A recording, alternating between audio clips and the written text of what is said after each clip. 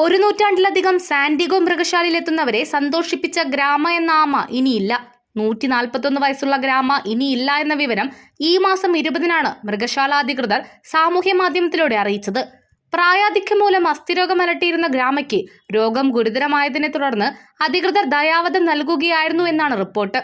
1928-31 കാലഘട്ടത്തിൽ ഗാലപ്പഗോസ് ദ്വീപുകളിൽ നിന്ന് ബ്രോങ്ക്സ് മൃഗശാലയിൽ എത്തിച്ച ആമകളുടെ ആദ്യ ഗ്രൂപ്പിൽപ്പെട്ടതാണ് ഗ്രാമ. മൃഗശാലയുടെ രാജ്ഞി എന്നറിയപ്പെട്ടിരുന്ന ഗ്രാമയെ കാണാൻ വേണ്ടി മാത്രം ഒട്ടേറെ പേർ മൃഗശാലയിൽ എത്തിയിരുന്നു. ഗാലപ്പഗോസ് ആമകൾക്ക് ശരാശരി 100 വർഷത്തിലേറെ ആയുസ്സുണ്ട്.